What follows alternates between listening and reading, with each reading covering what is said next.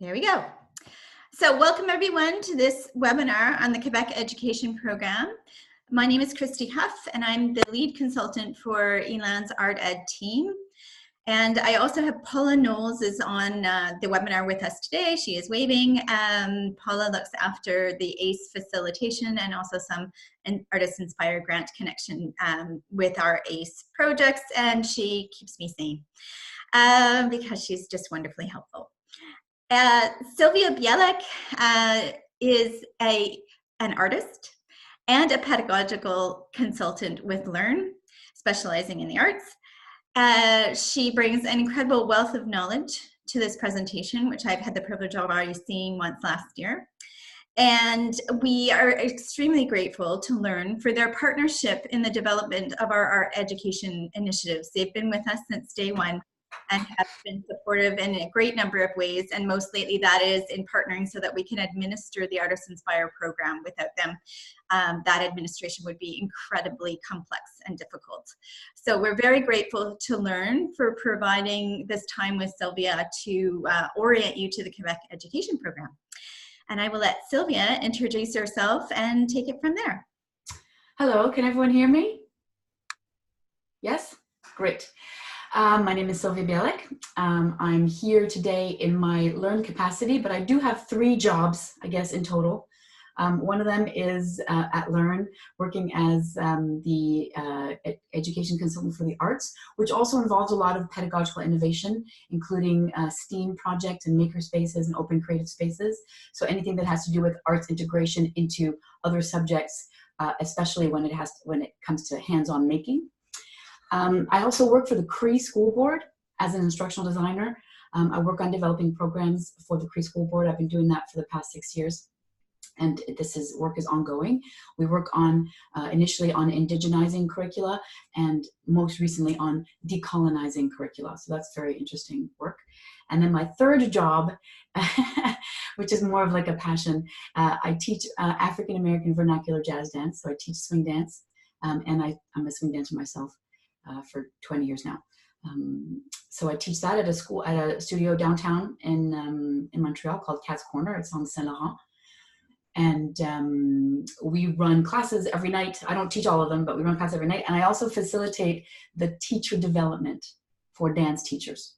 So I also work with dance teachers, and I'm also invited to other cities to work with their dance teachers to develop positive dance pedagogies that are affirming and liberating for the learners who come to us often as non-dancers. Although I believe that everyone is a dancer, so but people think that they are non-dancers. So we have to work with that. So today I'm going to be doing a sort of an overview of the QEP, which is the Quebec Education Program. Personally, I think that our Quebec program is a state-of-the-art program and has been for the past 20 years.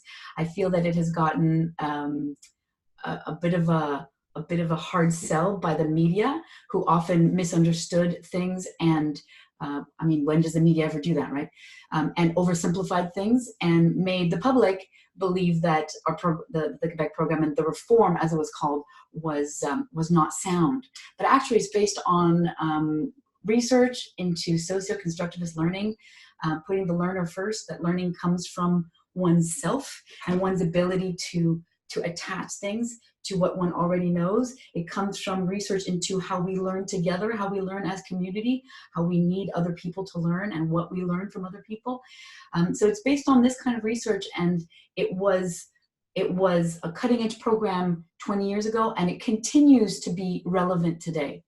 So I'm presenting an overview of the program, and when I like to have a big picture of things. So not all the things are going to be directly relevant to your work, but it'll at least present you with a big picture of what teachers think about, what they've been, mulling over, what they have to juggle.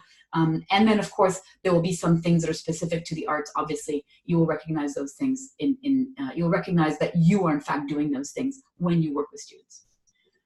Are there any questions so far before because I'm going to put up my presentation, so you will no longer see my backlit face.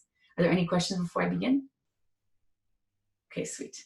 So let me share this and we're going to get started. So hopefully everyone is now seeing a presentation on their screens, and I'm moving you guys to the side so I can still see you. And here, let me just put it up in large screen. So this is the title slide. We're going to be looking at the QEP. So we can get started. The QEP, when it was written along three principal axes. So there are three things, there are three sort of groupings that teachers tend to work with. And teachers tend to work with some of them more than others, but all of them exist in the program and they all sort of intertwine synergistically. So we have the broad areas of learning, and we're going to get into each of these in turn. We also have the cross-curricular competencies, which are also called 21st century skills. And then we have subject-specific competencies. And the subject-specific competencies are those competencies that are most likely to be familiar to you. So, ELA, like language and French and history and mathematics and science. Typically, they do appear sort of in silos, but the QEP has grouped them into, sort of, as you can see, groupings of subjects: languages, math, science, and technology, social sciences, arts education, which encompasses all the arts, and personal development, which is things like phys ed, and ERC, which is ethics and religious culture, things like that. So they have grouped them, but there's still a little bit of a siloification, which makes it hard sometimes for teachers to work cross-curricularly or in interdisciplinarity. So the program suggests that these three axes, which we will get into because I'm just doing an overview right now, are deployed in something called a learning and evaluation situation. And we're going to get into what that means, but this is the big picture overview. So we have three axes, and the way that they're going to get deployed for the student is in a learning and evaluation situation. I would posit that what you do with students is a learning and evaluation situation. That's what you guys are doing. So yeah. So let's go back. Let's backtrack, and then do a more in-depth examination. So I already talked about how the program is founded on socio-constructivist, like a socio-constructivist philosophical and research foundation, and that means that the learner is at the center of learning. And that might be like, well, yeah, that's a no-brainer. That's kind of obvious. But if you think about it, it's because in the past, when you ask someone what they taught, the answer was, I teach math, or I teach French, or I teach dance. But actually, you're not teaching dance. You're teaching people to dance. You're teaching people to do math. You're teaching people to read and write. So that is actually a big shift, where you're not going from the subject out, but rather you're going from the learner out. And that does shift a bit the way that you would do things in your classroom. It does shift your perspective. And for some people, it's actually a very difficult shift, or it has been a difficult shift. So you got the learner, and then the things that they're doing, oftentimes, when we talked about the subject-specific competencies, we talk about the knowledge and skills and abilities for each subject. So each subject is going to have its own knowledge and skill set and the abilities that come with that for each subject. They're going to be called competencies. We're going to get into what that means a little bit later. We also have the cross-curricular competencies. Those are to develop macro-level knowledge and skills. So we talked about 21st century skills. Those are all the skills and abilities or competencies that you deploy independently of the context. And then you have the broad areas of learning that provide a context for learning. They provide the sort of the real life application, or, why do we do this? So if you think about it, we used to have just the learner and the subject-specific competencies. We used to just have that blue, that blue circle. And now we're adding sort of like thinking and doing skills that go beyond the subject, and then we're also putting them into a context that makes sense for learners. And that's how we learn. And this is essentially this little concentric circle graphic is the essence of the QEP. Are there any questions so far? if yeah, good. I like thumbs, and I do thumbs in my dance classrooms as well. So when you do have a question, you can just ask it. But if you don't, you can just show me a thumb, and then I'll be like, okay, cool. No one has a question. All right, so I'm going to move on. So let's do a little focus on the broad areas of learning. So what does that mean to provide a context for learning? Here are the 5 broad areas of learning that exist in the QEP. They are health and well-being, personal and career planning, environmental awareness and consumer responsibilities, citizenship and community life, and we have media literacy. So the writers of the QEP decided that these 5 axes of life would be the ones that the QEP would focus on. I feel like anything that we can come up with, any idea that we come up with, will fall into at least one of these categories of issues. And obviously sometimes there'll be more than one at play, but there's often one that's at play more than others, and that becomes the focus. Also, we have to remember that we're dealing with kids, and so when we're dealing with big issues, it's best to focus on one big issue at a time and grow complexity over time. So as they grow, they will be able to handle a multiplicity of issues where these issues converge, as it were.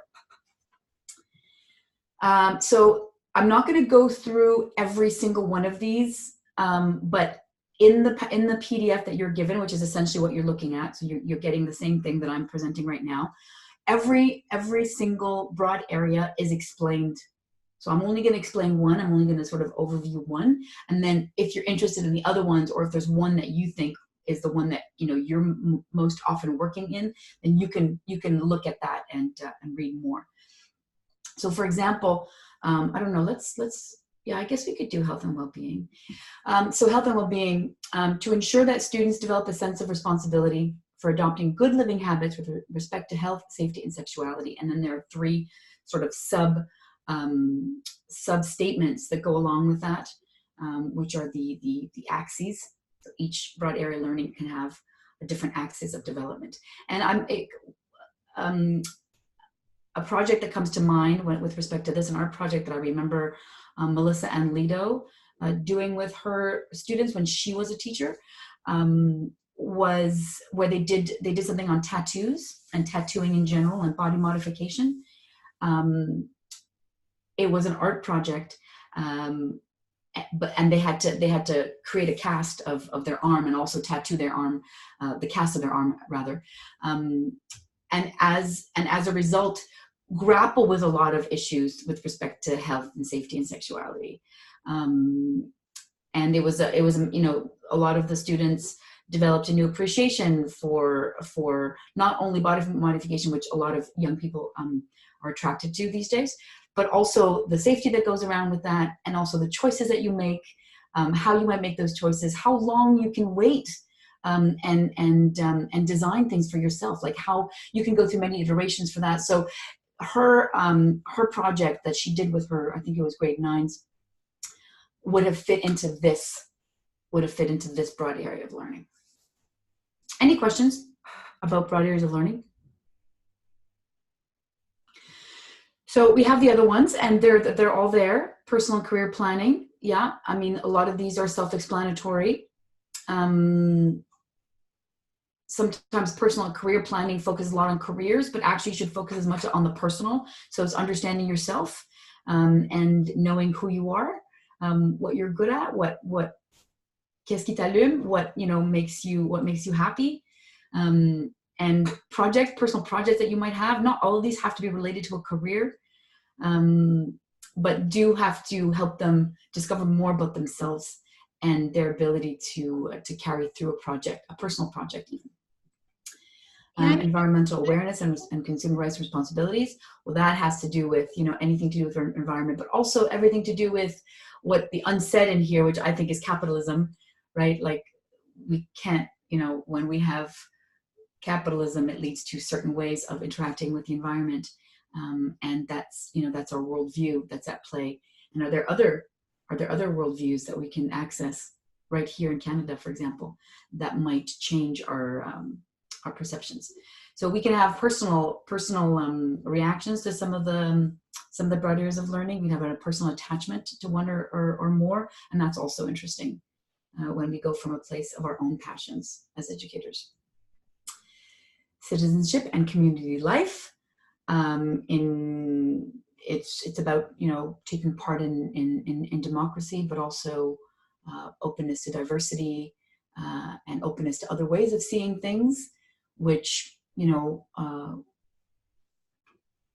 which we may or not do in school to any large degree outside of, let's say, ethics classes, ethics and religious culture classes. But the potential is there, right? For all the subjects to develop this.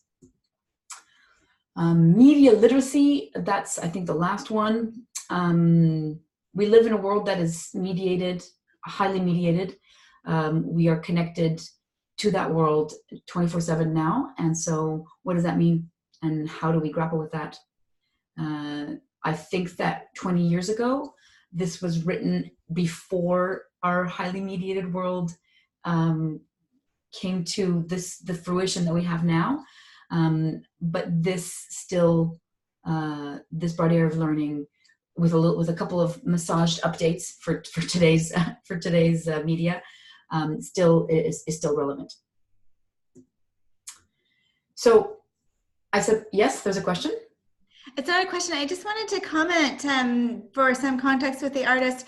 We actually asked you all in your eligibility form which of the broad areas of learning you tend to regularly practice through your art facilitation with teachers and students. And more than 50% checked health and well-being, citizenship and community life. And the other ones were all quite high too. And I think that actually looking at these definitions, probably you can go back in your profiles and check off more of them, because I think most artists end up connecting with certainly the personal understanding of self. So many projects and activities you do explore that. So I just wanted to note that, you know, you actually have identified where your practice connects with the broad areas of learning in our process. Great, that's amazing. And the one thing to remember when we're working with broad areas is that we as adults can handle these layers of complexity. Actually, maybe not all of us, frankly, but some of us can certainly handle layers of complexity. But depending on the age of the learner in schools, it is more helpful for them to have a clear context. So yes, you know, you can do a project that is rooted in, let's say, an environmental awareness thing, and that also has to do with your personal and career planning, and also has to do with citizenship and community life, and also because we're going to be doing a media product, that's media literacy. But it's important for the student that we have a clear target for the time that we're spending with people. So my advice is to focus as opposed to just ticking things off. Like, oh, this project just hits all the broad areas. It's not about ticking off boxes. It's about going deep and creating a deep understanding in the students of one aspect. They themselves are going to construct their own layers of complexity over time. But if we give it to them as a mishmash, for some learners, you know, that's fine. They are able to handle that complexity. But there are other learners who struggle, and they're struggling with other things, or struggling with academic things. They might be struggling with reading. They might be struggling with attention.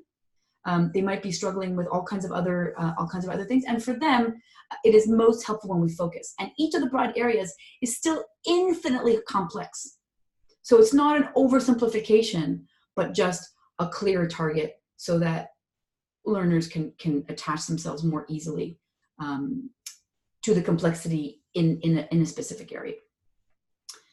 So providing a context for learning is sort of answers the question. Here I've got a little definition, and a context is the situation in which something happens, and it provides a clarification for things that are abstract. So students might not understand, for example, democracy if you just explain it to them. But if you have class elections for the class representative, or class president or whatever people, whatever format people take in their classrooms, that is a very clear context for democracy. And then you don't have to give them definitions and abstractions and explain, using your hands and show them videos. You just have to have them live it. So the context is the living of something. And the broad areas of learning allow this sometimes abstract learning to be clarified through themes that are relevant to our society today. So it's just easier because it's contextualized and so it's clear. The example is clear and it's lived by the student. I often say that the broad area of learning provides the answer to the question, so what? We're learning this, so what? Well, we're learning this because here's how it, here's how it fits into this societal enjeu. All right, so back to this one. We are moving, as you can see, there's a theme here. We're now moving down through the circles into the next one, which is the cross-curricular competencies. They allow people to develop macro-level knowledge and skills. And what do I mean by that? You might have heard of 21st century skills. You might have heard of employability and things like that, and that's good. I like people who can also be employed later on, but it's more important than that. It's to me what allows us to be successful in life, no matter what life path we choose. But I'm going to do a little backtracking because now we're getting to competency territory. So these are cross-curricular competencies that I'm going to get into, and you might hear that a lot. The QEP is based on competencies. Teachers have to evaluate competencies. And what is a competency? Well, competency is the mobilization of knowledge, skills, and attributes. So knowing what to do, how to do it, and with what feeling to do it in a given situation. So it's not enough just to know, you also have to be able to apply knowledge, and you also have to apply knowledge with the right attitude for the situation, which means that you have, that's why I've got the funnel image. It's all three things have to sort of come down the funnel, and that's what teachers evaluate. This is hard. It's harder to evaluate than more traditional forms of just evaluating someone's knowledge, which we used to have in schools. So as I said, it's what you know, what you can do, and how you can be in a given situation, and that those three things working synergistically is the definition of a competency. So I usually use this example, and I've recently undergone a little renovation of the office that I'm sitting in, because it used to be just like a solarium, like an uninsulated solarium. So we recently insulated it, and I turned it into my office. So I needed to hire, obviously, a general contractor. So in addition to my general contractor's ability to carry out the work, there were other things that made this person really great to work with, and possibly the things that made them a very successful contractor, someone who's constantly in work, constantly doing what it is that they love to do. And that goes above and beyond their ability to, put in spray foam insulation, or, put up drywall and, measure correctly. Like, that goes above and beyond the skills that are specific to that person's job. Okay, I don't know why that didn't work. So these are the 9 cross-curricular competencies. And when you think about it, and if you think about my contractor, that person had to solve problems every day, because once you took down the walls and saw what was inside and picked up the floor, all of a sudden you saw that the floor was crooked and it had this and that. Something was missing. So they had to solve problems as they came up. They also had to use information, because I specifically wanted insulation that was non-toxic, but that was also high, that also had a high R rating, and they didn't know exactly, they had a high R rating that was a bit toxic, and then they had something that was not toxic but not at a high rating. So they had to now use information to figure out where to get the product that I needed, and they needed to keep me appraised of what was going on as the renovation was ongoing. So they needed me to know, with words that I could understand, what was happening to my space. They also needed to, because I was living in the house while it was being renovated, they needed to clean up the workspace, and they needed to make it so that I could still be in the house while they were there, so I could continue working. And they had people that they were, so it wasn't just one person. They had 4 or 5 people coming in and out. So they had to work with those people. And they communicated with me via text, via email, via phone. I got PDFs of the invoices that were detailed. So, you know, they were using their information and communication technologies.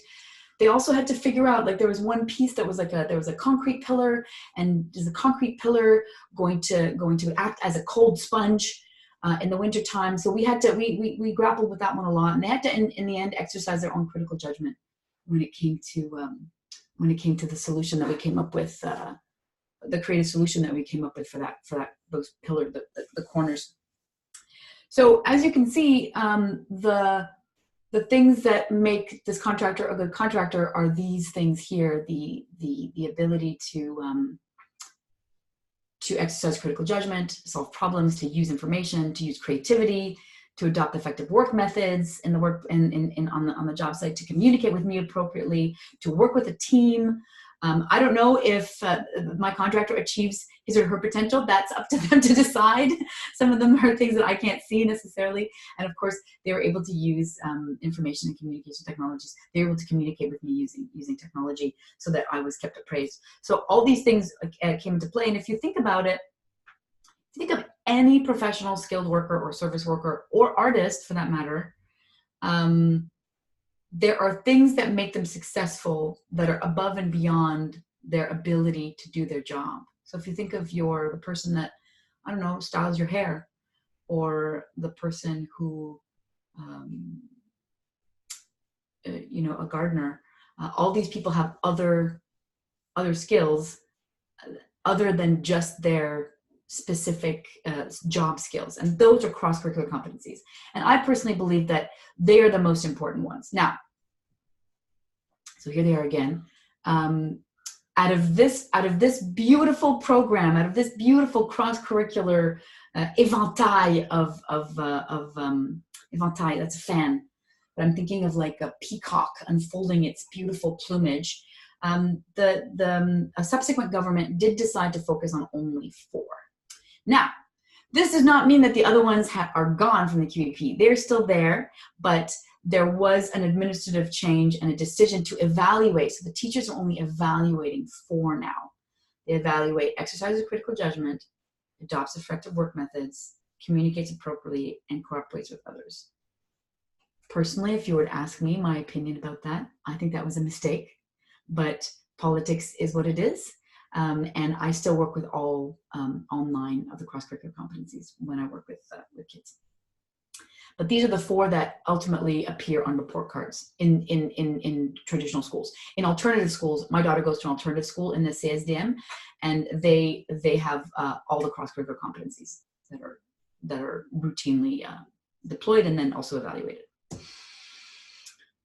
So then the program is a very thick program, and so I've screenshot some relevant things for you.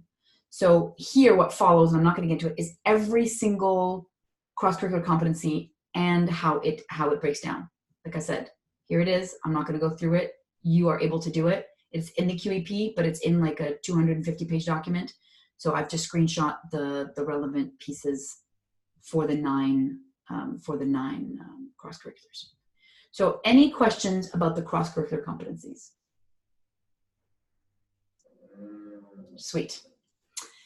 Okay, so now we are nearing the core of this, subject-specific competencies. Again, the knowledge, skills, and abilities, but this time for each subject. So now we're getting to more familiar territory when it comes to schooling. Many of us probably went to schools that focus most on these things. So we have a picture of what that might look like.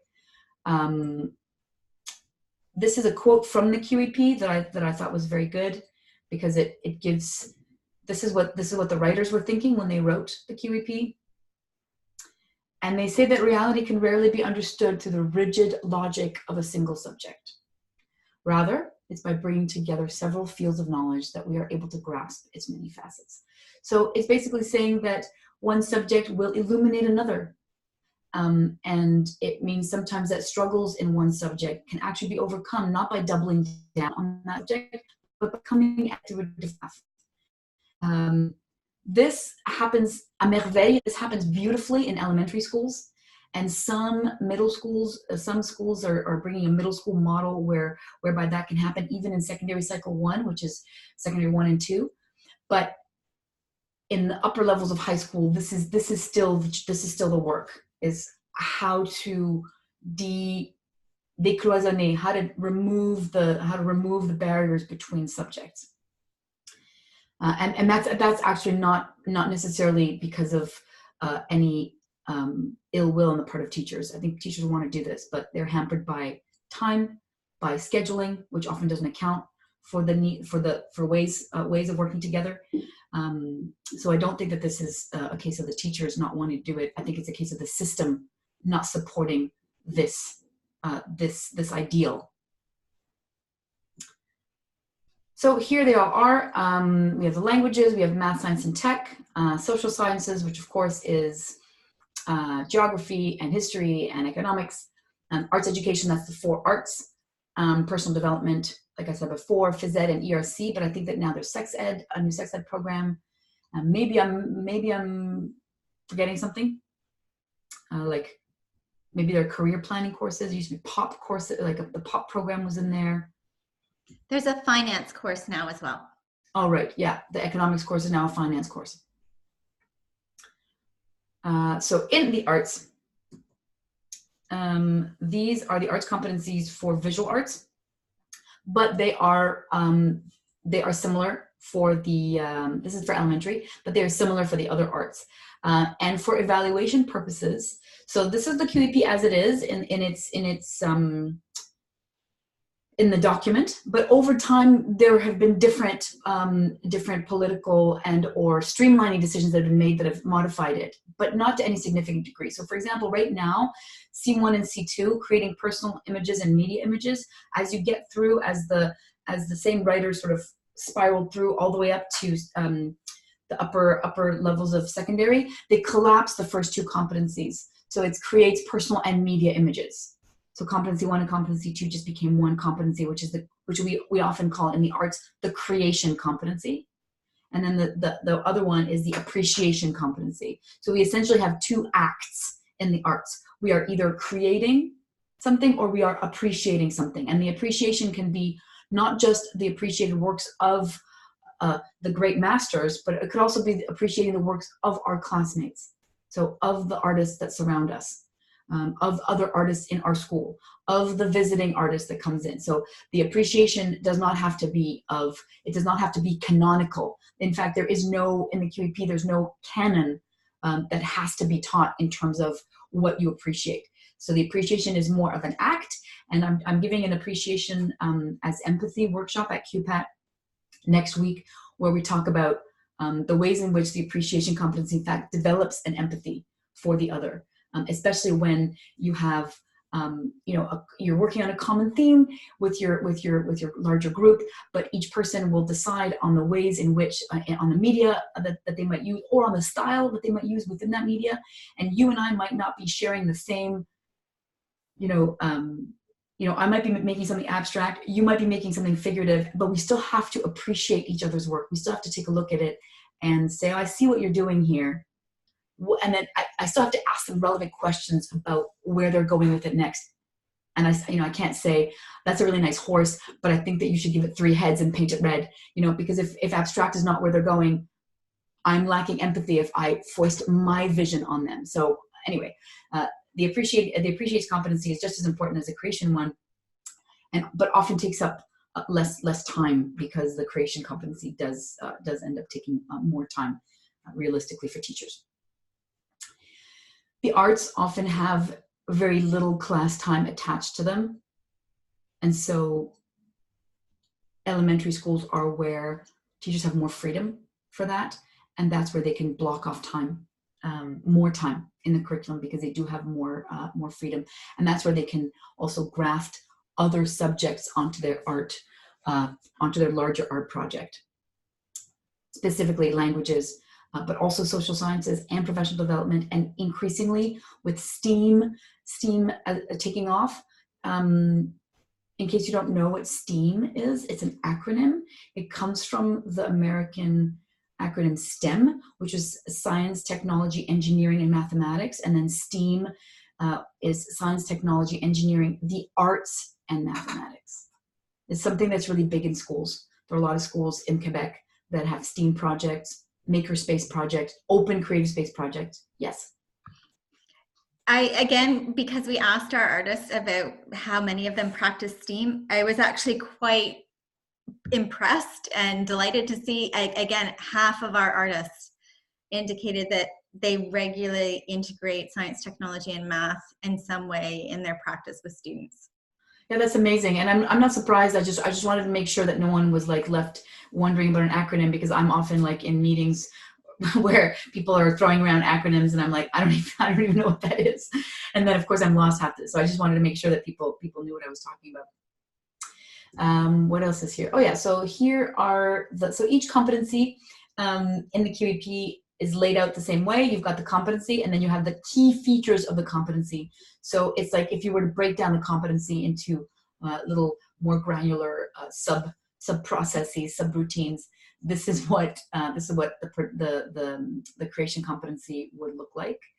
And it says creates personal images because that's the new language. So there's the original QEP. The QEP started with cycle 1, and then moved all the way through to secondary cycle 2, and the writers refined and changed their language over time.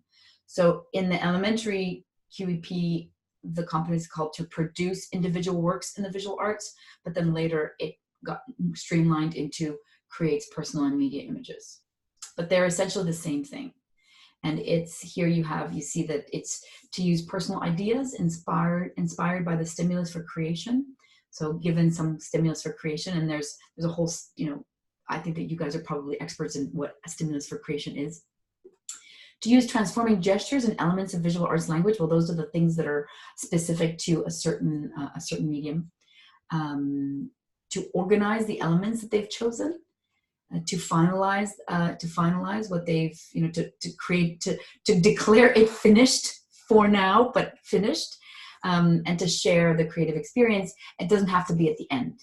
Yeah, so these things they're organized in a circular way because they're not necessarily linear. Any questions about subject competencies? So this is a production competency. That's the creates media images, but you will see that it's very similar to. I think that originally the reason that they differentiated personal and media images because they felt that the media one was more took into account the viewer more than personal images did. But really, after the almost decade that it took them to finalize all the programs, they came to the conclusion that that's a very difficult line to draw between a personal work and a work intended to be viewed, because to a certain degree, all work is both personal and some part of you intends it to be viewed by someone. Maybe not a huge amount of people, but you can't really separate those two things for most people. In a single group of people, you might have a lot of variation, and so it's best just to stick them together.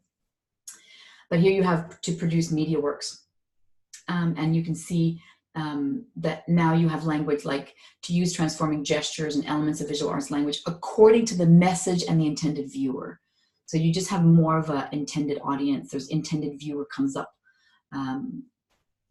more than it did with the personal works, but most teachers don't make that distinction necessarily when they're doing their projects. And of course, last but not least, this is the initial QEP. So the elementary one, and you can see that they really refined the language, because over here with this elementary one, you have to appreciate works of art, traditional artistic objects, media images, personal productions, and those of classmates. And I guess they really wanted to be inclusive, and they wanted to give teachers enough detail So the teacher would understand that this is not really about the canon. It's not really about showing them, you know, Van Gogh sunflowers. Like, it's not about showing them things that they should have seen, but really about appreciating art with I guess with a small a. And then, of course, we can have discussion about small a versus big A, but we're not gonna, because it's not the scope of today. But in the end, appreciating images, and images then gets images then in the later QEPs gets defined as, it doesn't have to be a flat two-dimensional thing. It could be anything that has been created. Any creation is defined as images. So that, in a nutshell, is the way that these three, I started off the presentation talking about the three axes. This is the way that they work together. This is the way they fit together. The learner, of course, being there at the center. This is the way I think of the QEP when it comes to when I'm doing stuff with teachers. So that brings me to the what happens in the classroom? Like, how do these things get deployed? The ministry came up with this wording, this new term called learning and evaluation situation. You know, now we're 20 years down the road. This term has so many definitions now, so I'm just going to stick to the ones that I feel are the most salient. A learning and evaluation situation typically includes a complex task or a series of complex tasks for students to complete. And what is a complex task? Well, first of all, I think a complex task is open-ended, and it allows for choice. It allows for students choosing a pathway, but it requires students to work in a context, which is a broad area of learning, to use those 21st century skills, those cross-curricular competencies, and to somehow mobilize some of their subject competencies. So a complex task is not a task that is easy and fast. It is a task that might have many different answers or many different ways of doing it, and might lead to many different productions. So, for example, when I go into a school and I see outside a classroom, I see like a series of sunflowers in a vase. For me, I automatically assume that while that was fine to do a study of sunflowers, that is not a complex task. That is a simple task, and one that is about technique, about seeing, about appreciating an artist's work, about being inspired by an artist's work, maybe, possibly, but it really, that does not represent a complex task. I think that oftentimes an LES can be made up of several simpler tasks that lead up to a complex task. So the simple tasks develop certain things that are then required to accomplish the complex task. So the whole thing doesn't have to be complex from A to Z. It can have simpler steps that are more manageable for students, for learners, and then at the end or somewhere towards the middle, we start on a bigger, more complex project, or something that is more student driven, that involves more choices, involves more open-endedness, less control, where we have less control over the outcome. And our job then becomes to accompany students on this journey into the unknown, which for us is the unknown sometimes a bit too, which for some educators might be scary. But modeling how we are when we approach the unknown is part of I think. I think it's actually the best part of being an artist, is that we actually are really well positioned to help students through this. Because we face the unknown a lot in our own work. So an LES, as I've said before, I've used the word a lot, it's open-ended. And the student products may be very different from those of other classmates, depending on different choices made. So even within a single, even if you're using the same, even if you have a similar medium, the student products will in fact possibly be very different, even within that same medium. Any other questions before because that's pretty much the end of my presentation. I can add that if we talk about subject specific competencies, when you are when you yourself are in the classroom and teachers struggle with like what else this can fit in, language is always the thing that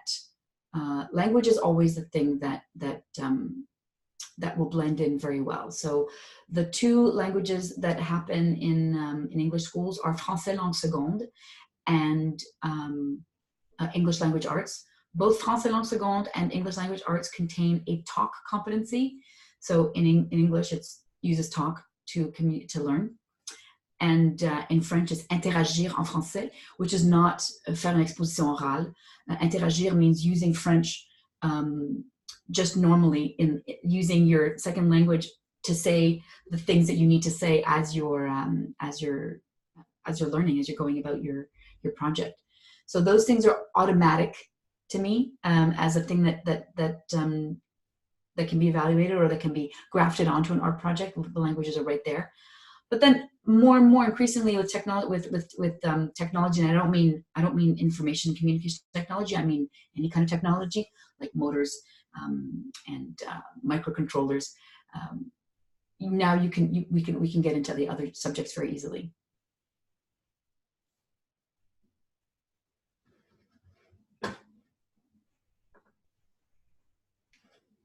That's the end. Oh, I forgot to share my coordinates with you guys.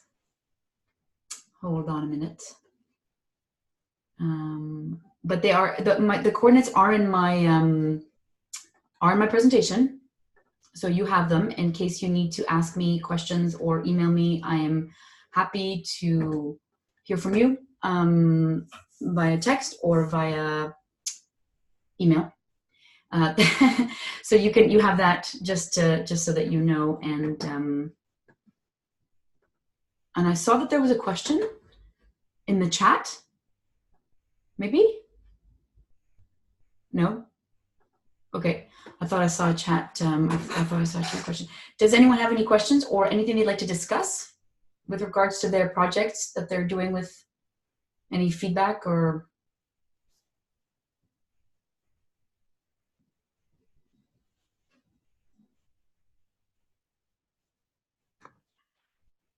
It's a quiet group. Sylvia, you've been very generous in sharing your personal contact information. I deeply appreciate what you bring to us, and that's it's a really generous offer for you to be a resource for this group. Thank you. Jeremiah, I think you have a question or comment. Yeah, no, just comment. Thank you very much for the presentation. I didn't know, for instance, that the foundation of the program was the social constructivist philosophy, and that's reassuring. No, if I just one thing that I want to double check if I well understood. Yes.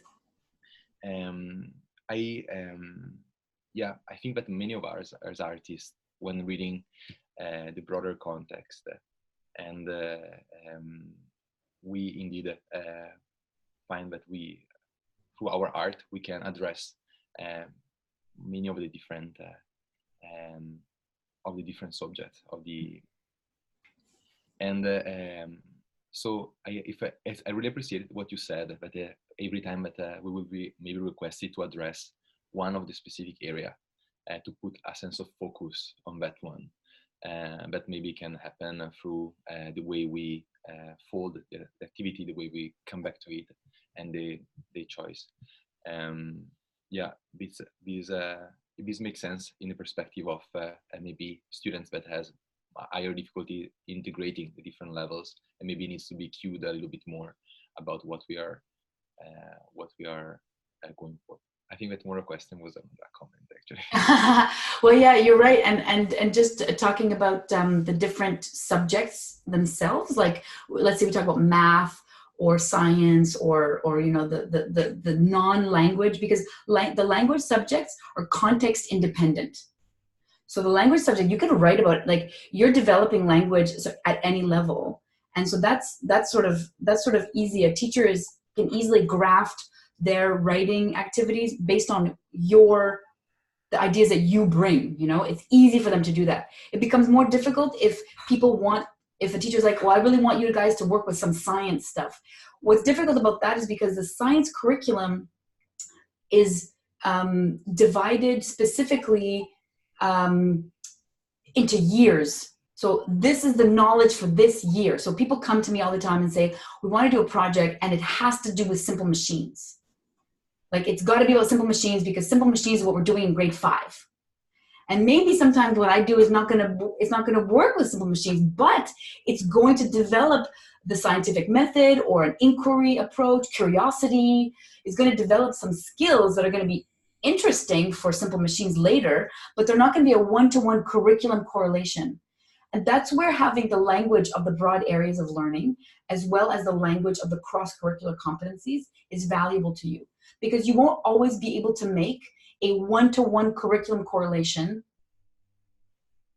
with your teacher. And some teachers won't care, or they won't want to. They'll be like, look, I just want you to come in and do this art, this interesting art experience with my students. I want this to be transformative. And they don't mind if you don't. They don't mind if there's not a curricular aspect to it. But I think that the experience is richer if we as artists encourage the teachers to be like, okay, how can we, like, what else is this developing that you can then build on when we leave? Like, what attitude is this developing? You know, maybe it's a problem-solving attitude that can be deployed, you know, like, what happens when what you made didn't turn out the way you wanted it to turn out? What is the next step? I mean, you have options open to you. You can start over. Depending on the timeline, maybe you can't start over. What can you do with the thing that you have? Well, now you got to transform it some way. You got to do something else to make it more like you want it, or you have to change your idea. Like, so we as artists can model the different obstacles that students encounter, but we can also make it clear to the teacher, this is what we're doing. So what is it that you can now take away as a teacher when we leave the project? Remember when, and sure. As a teacher, you could be like, remember when you fired that piece and it broke in two? You know, you made some pottery and it broke in half and you could start over, but you didn't have time. So what did you do? So you made it look like a cup that was spilling. And the things that kids deploy, the problem solving skills that kids deploy, which are the cross-curricular competencies, can also be deployed in more academic context for the teacher. I don't know if that was helpful, but that was not an answer to your question. That was also just a reflection on what you were saying. Yeah, no, I think that indeed, like as a structure, maybe the school, I think from the outside needs a more agent able to help that connection. Yeah. And I think the artists can do that. Yeah. Probably our participation might be most precious, and yet indeed crossing means to be able to connect the most different levels, and also by supporting the teachers and see how we can be useful to them. Yeah, absolutely, you're right. Absolutely. Thank you very much. Thank you. We wanted to empower artists with knowledge, and this is a part of that. Well, to develop your competencies, right, of which knowledge is a part. We will in future be doing some learning community conversations where we come together and we just open the floor for discussion.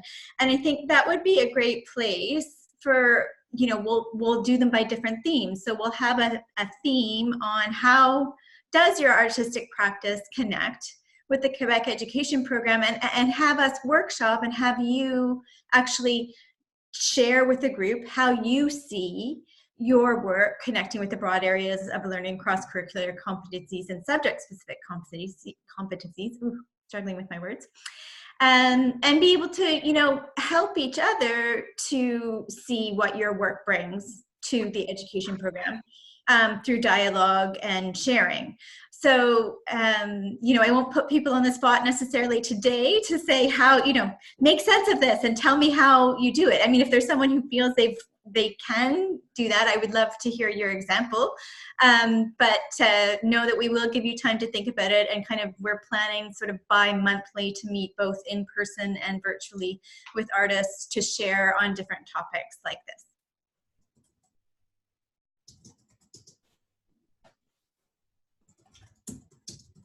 I'll take one last look at the chat because I'm hearing fingers on keys. Maybe. Yeah, just because I'm having a private chat with April. If you want to ask me questions privately, that's fine with me. I don't mind. I'm happy to. I was just answering your question about the. I just wasn't sure if it was like a question. No, I don't think it's too late. Can I share the question with everyone? So April asked if which government it was that axed the competencies, cut them into 4. They didn't really cut them. They just said we're only going to evaluate 4, but that's just as good as cutting them, right? Like, so. If you're interested in politics, I think that this is an interesting thing. The Parti Québécois was the one that installed this curriculum. It was an initiative under then Education Minister Pauline Marois. So Pauline Marois, an educator herself, was actually a phenomenal Minister of Education. And under her, we got a lot of very cool initiatives, including Marois' 5-year technology plan, and then the QEP. Again, a brilliant socio-constructivist document that I believe in. Fervently. Then when the Liberal government came to power, I mean, there was a lot of very weird media circuses that played out. One of which was the Minister of Education going on TV to say that she'd met a woman in Costco, and the woman in Costco told her that she couldn't understand her daughter's report card anymore. So she said, well, then we're just going to go back to percentages. Because, of course, the QEP, a socio-constructivist program, cannot be evaluated on a mean curve, on a bell curve. Competency means you're trying to attain mastery. Your goal as a teacher is to have everybody attain mastery. You know, so that means that everybody should be getting. It's not a grade, but they're supposed to have developed the competency for that grade level. Everyone's supposed to be high. You're supposed to have success, right? Everyone's supposed to have success, and no bell curve. So there was misunderstanding about how that is, but instead of addressing the misunderstanding through education, through teaching people about it, they decided we're just going to go back to percentages. So now you had teachers who are grappling with evaluating competency using percentages, which meant that they went back to some traditional ways of assessing. And also it meant that they were like, well, now we can't do all this and assess all the cross-curricular competencies. It's like, fine, we're just going to give you 4. And they picked the 4 most banal ones, except for the critical judgment one, which is like a little throwaway one. The other ones are like, what? Plays well with others, hands in tidy work, you know, and I guess communicates appropriately. That's an important one. Okay. But I mean, the other 2, like adopts effective work methods, that was the hands in tidy work. That's just annoying. That's an annoying one. Like, it's not the media ones, the problem solving ones, the using creativity ones, you know, it's just, it was disappointing for sure. I think that the community, I know that some professionals who were working in the evaluation at the QEP, at the ministry, were depressed. They were literally professionally depressed. They went into an emotional depression because they had worked for 10 years to build something, to build a different way of evaluating, a non-punitive, beautiful way of honoring student learning. And all that was then crushed. And, you know, there was a petition that was signed by a bunch of professors all over the province, where they were like, we don't agree, we disagree. Like, all of us are thinking about education, this is our job to do research in education. We disagree with your decisions. It didn't matter because they were political decisions. You know, the woman in Costco was more important than the researcher. I mean, she was an archetype, right? It's not her fault. Yes, and because it is so innovative, and new and different from what the parent experience education to be, it takes a lot of investment in time and learning to have parents understand it, to have the teachers understand it. But I too love the QEP. I think it's a fabulous program. And that said, I saw that Day had a question. Do you want to unmute yourself, Day, and ask your question?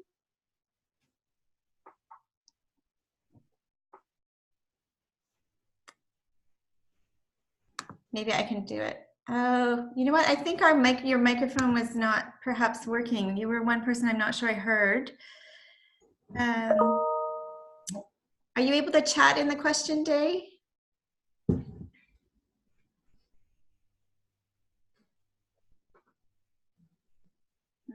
I think you've frozen, which is not good. Mm. Okay, well, Oh, there we hi go. there. Sorry, I was having some technical difficulties on my end. Oh, hello, we've met. Yes, we met. A couple of weeks ago, I did a presentation for you and the group, which is... Yes, the MAD 2. MAD 2, that's right.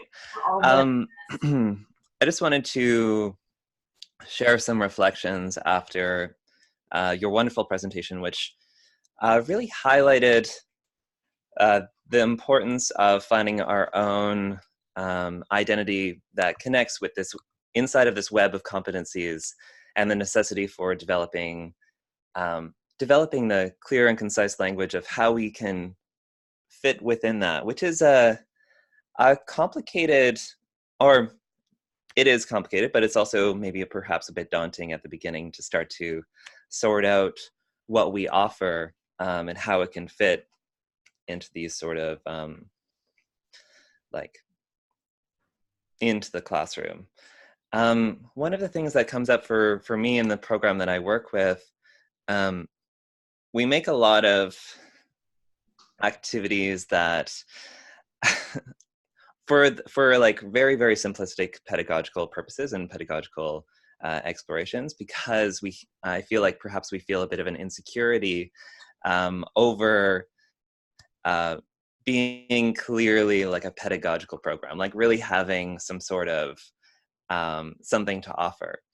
And my reflection after listening to your presentation, it makes me feel like maybe those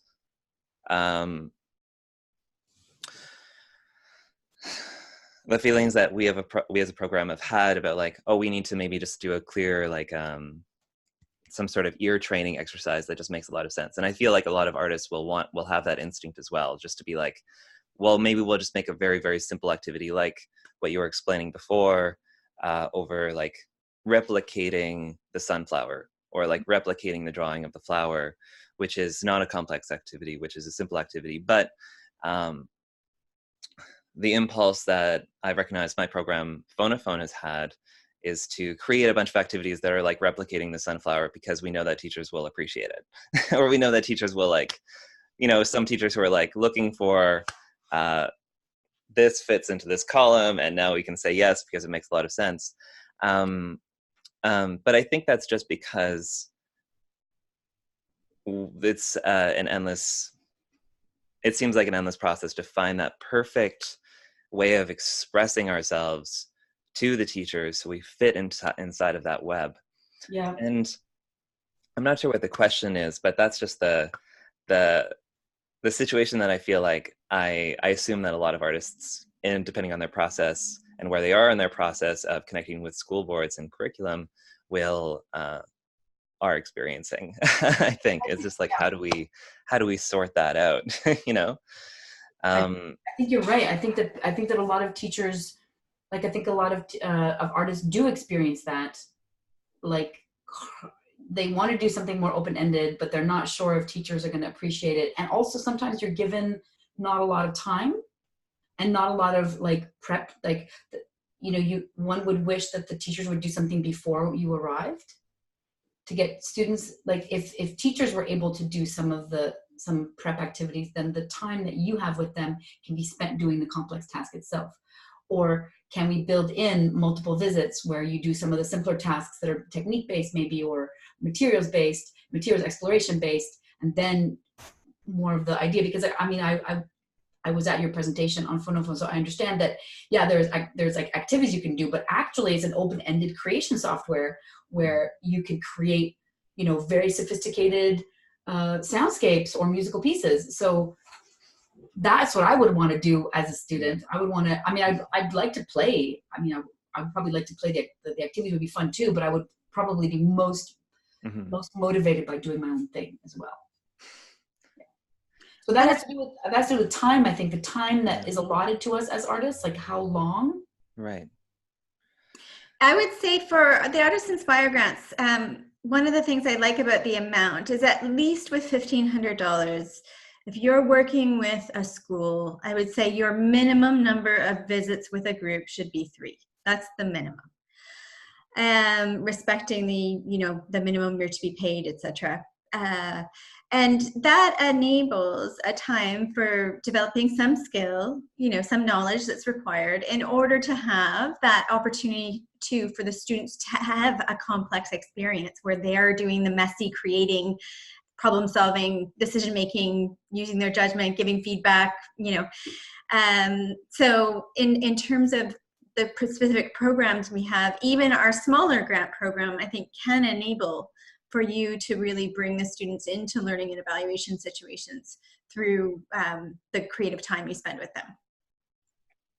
Someone else flashed up there. Did you have a response, Day? Oh. Jeremiah?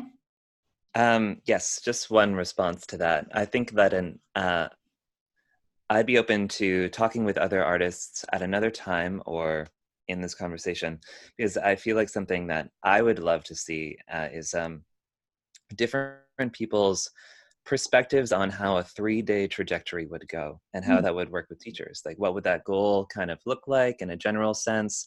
How do other people approach it? Because if you only have 3 days to go in, that, there's only certain things we can do. And I'm curious about what the limitations people choose are. And so I would love to talk with other people another time. We can always just have a chat about that. Your needs are going to be met very quickly. Cool. I have an email already drafted asking the community to share with me examples that are very concrete of what your 3-day trajectory will look like so that I can share those with teachers. So to get more schools on board to do our grants. So we're going to have a bank of answers very soon, and within the community we'll be having discussions. So timely. Was there someone else who flashed up there and I see the chat? Oh, Jeremiah, I saw your hand. I want to say that today also, hi by the way, that indeed what I realized that often working with the school, it's not just important to tell them beforehand when we can, because we not always know exactly how. Okay, let me reformulate what I want to say. What I notice is that many times what looks obvious to me is not necessarily looks obvious to the teachers as for what is happening in the class. I often work with children from daycare, 0 to 5 years old. And I realized that my competence as musician allows me to evaluate and the behavior of certain child musically in a way that the teachers don't necessarily have the competencies to record. Like, so I say, oh, did you notice what the child did at that moment? Like, he produced a certain melody that he just created. And these often, I see it, but I realize that at the end of the class, the children say, oh, the activity was really cool. It was really fun. I say, oh, but it was not just fun. You also notice these and these and these. And I realize that so often the teachers don't, like, just because they are not, they don't have the competencies in music. So I just realized that often I have to have after the class a little debrief about confronting what actually happened in the class, because for some teachers was just really engaging activities, but they don't see some deeper levels that are actually happening, and that you notice and you expect maybe the teachers to notice too, but actually sometimes it doesn't. So that's what I wanted to say. Make sense? Yes, it makes total sense. Does anyone want to? Because I have something to say about that. Like that's another thing. That's another gift that artists bring. Is because, as you said, because of your competency and your music competency, you see things that the teacher doesn't. You see things often the teacher has one, I'm going to say, rubric in her head for assessing her students, and so that's mainly an academic one, or what I call a school one. So teachers can assess, and it's not because teachers are bad, it's just because teachers are dealing with lots of other things. So oftentimes we will go in for projects and teachers will be like, okay, sometimes we say, don't tell us about your kids. We don't want to know who is what. And because of what we see in students, they sometimes tell us, because of what you showed me that this student can do, I see them with new eyes now. I see what they can do that they were not able to do in the settings that I was putting them in. So I was putting them in what I call school. They're doing school activities. And that has a very specific behavior, a way of doing mental space even, you know, like it's about success and about failure, and you have to do it the right way. Like there are lots of parameters, and some kids are not good at those parameters. And so the teacher never sees them succeed. And when we come in with other kinds of activities that are sometimes more open-ended, they succeed in surprising ways that the teacher doesn't see. So sometimes what you said is, not only do you see it because of your more developed skills in that area, but also because of the situations in which we put them in, we allow students to experience success and allow their educators to see them with new eyes. And that stays in the classroom when you leave. That kid is now, the perception that teacher has of that child has been changed because of you, because of what you showed the teacher that they can do. Yeah, I see that many times. Yeah. I saw that many times. Also the role that how this project an image of the child to the spear really different. Yes. Usually did. Yeah. And that shifting of perspective is really, really valuable. Guillaume had a question he put in the chat that I think is an important one too, if we can address it at least in part, Sure. and it's one that you could do an entire webinar on, I think. But it's about the act of developing empathy through appreciation. He was asking about techniques for getting students to share work and provide feedback to peers in a safe manner so that no one gets traumatized or hurt by the feedback they receive about their creation. Yes. Like I said, I'm doing a QPAT session on that next week. But my sessions are not so much usually my sessions are more like participatory, where we're all going to solve this problem of empathy together.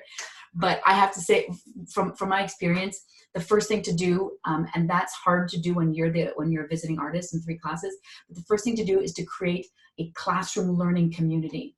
So you as a teacher will not let students loose on each other for commenting on each other's work right away without first installing a way of being, which you can model, which you can come up together with the rules for that. So you can come up together with what language we use when talking to each other. That can start very early. Like you don't have to be a teenager. You can, you're talking about 0 to 5. I would say that by the age of 4 and 5 years old, by kindergarten anyway, students do have some basic empathy, some basic empathy understanding. But in elementary school, certainly creating a classroom community that's safe and making sure that all the students share responsibility for, I'm not going to say policing it, but for upholding the values to feel safe. And then I'm also going to present a series of graphic organizers that allows, because people want to react personally first to something. So when you were presented with a work of art or you're watching a piece, you have a personal reaction to it, and that personal reaction is legitimate. So you have to have the time to have your personal reaction. It's just that your personal reaction should not necessarily be immediately vocalized. You can have a personal reaction and you can either write it down or have a think about it. And then you also should, if you have a negative reaction, well, regardless of whether it's a negative or positive reaction, you do have to ask yourself why you're having this negative reaction. Why are you looking at something? Why are you looking at something and it turns you off or you don't like it? What is it about it? And then, you can have questions. You can frame your comments more as questions for the artist, questions about their choices, because that allows you to understand why they made the choice that they did. I was going to say something, but then I changed my mind because I'm wrong. I was going to say that nobody sets out to make something ugly. I think that sometimes people do set out to make something ugly, but what I wanted to say was nobody sets out to make something neutral. Very rarely. So we are intending to move people in some way, and we might have ways in which we would like them to be moved, but then they also bring something to the equation, and they're moved in ways that we didn't anticipate. So that negotiating that conversation, I think, can be done with students as long as they are aware that their personal reaction to something is not bad, that it comes from a place, it comes from a legitimate place, but then also that the artist's choices aren't bad either, and that their goal is to gain understanding of the artist's choices and not just to vocalize a visceral reaction. When you're doing, so it's like studio thinking, it's like studio practice. What happens when you're in a studio with other people and you're all working on stuff? So yeah, that's for me, that's something that builds over time. The word vulnerability, you know, comes up when I hear those questions, and the fact that to enter into the sharing of your art, something you've created, is always going to involve some vulnerability. And one of the things we encourage is also for teachers to practice the art with the students whenever possible, and them sharing their creation is also something that they have to enter into vulnerability to do. And so just to name that, we do also hope that when you're working with a group that teachers can be artists too, whenever it's possible, while they are still holding the role of overall classroom management. Paula?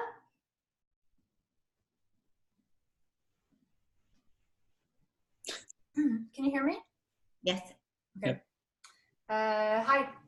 I was just going to add to that what I find for myself, so same as what Sylvia said, that establishing something about how we're going to work together. And the thing is, going into a classroom course, they've already got a norm of how they behave together. So you're coming in with something that may or may not mesh with that norm already.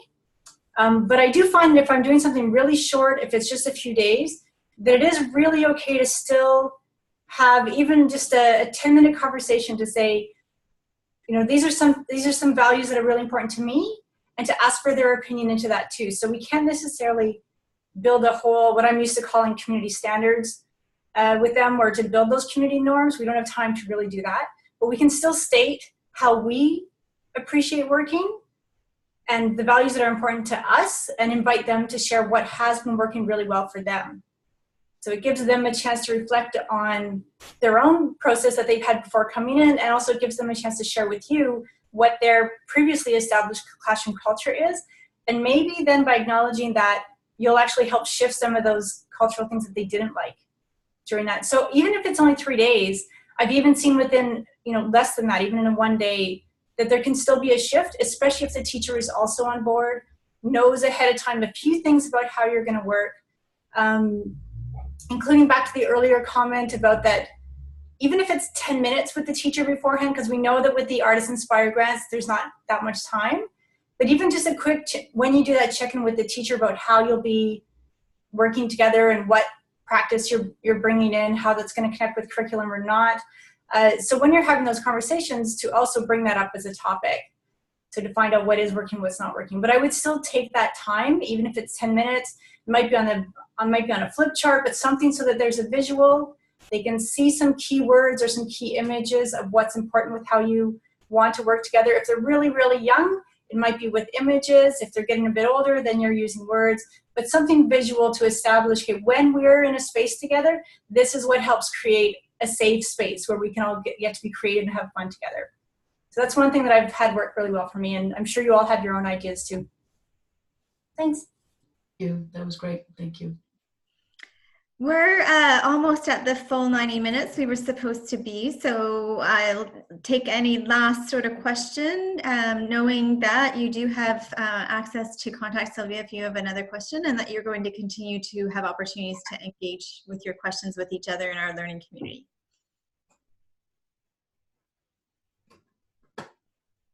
Anyone who hasn't spoken or asked? Yeah, I had a question actually, because I'm about to do a project on when is it? Next Wednesday. Next Wednesday, and with video, right? Which is what I do.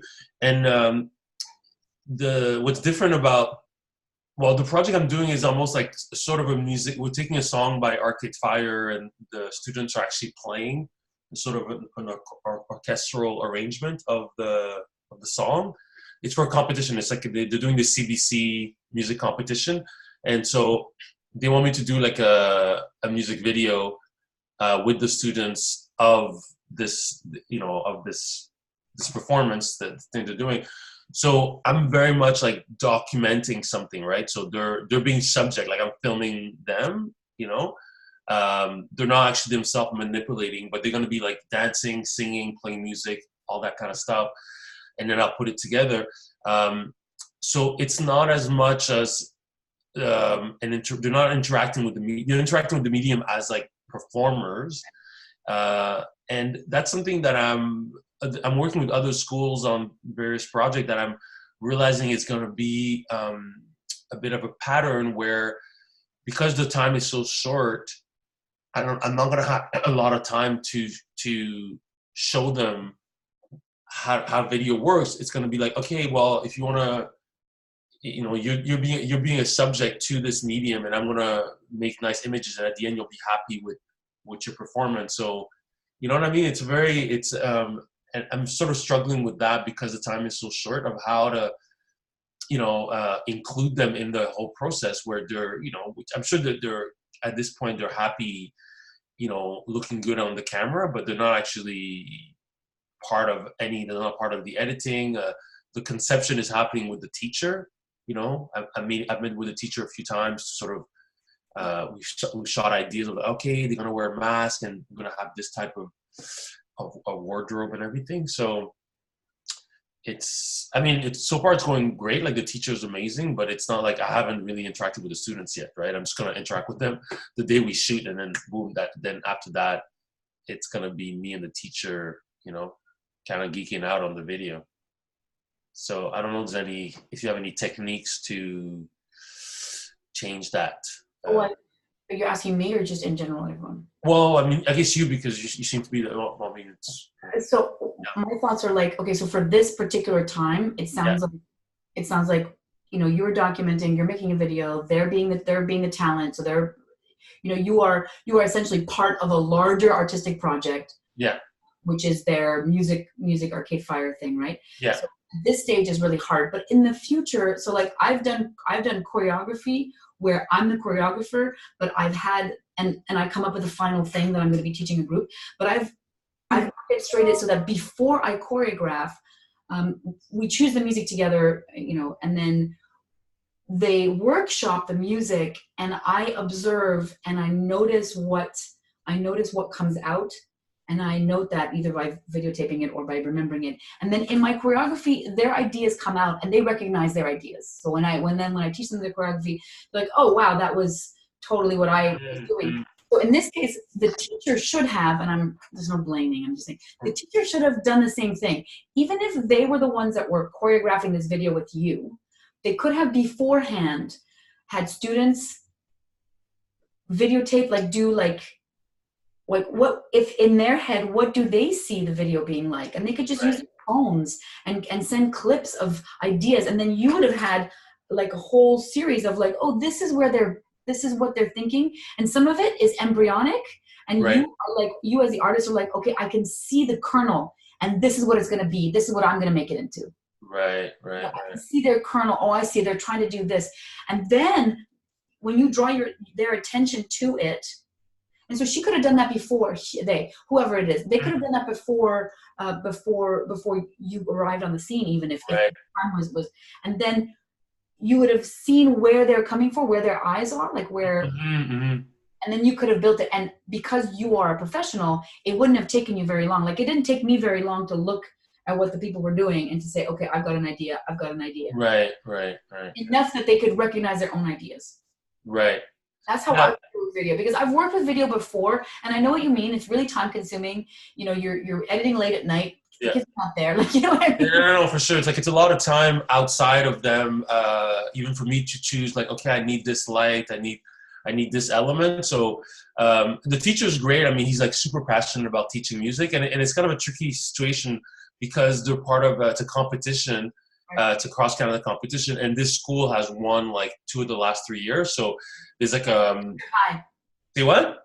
The stakes are high. Yeah, exactly. So they don't want my intervention to sort of, you know, sort of fuck up their performance. But at the same, but I mean, so he's been great because he wants like he wants to up the end. He's like, okay, I just want them to be musically, to perform well, because part of the concert is they have to play the song at a high level musically, right? They have to come. So he wants them to focus on that.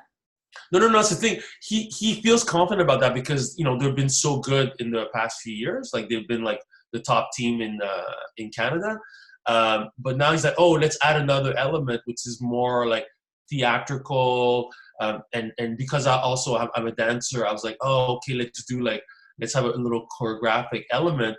but that's going to happen. We have a whole day. We're filming next week, so we have a whole day of filming, and then that's when because I haven't met them, and those ideas came in late. Like I'm going to come in with a few dance moves, and I'm going to apply them. But what you're saying is gold, because if I do this again, I'm going to have those elements of theatricality and dance to come from them, to just be the teacher. Okay, tell the kids that they can do whatever, play around with elements of the songs that they want to visualize, and then I'll make it work technically.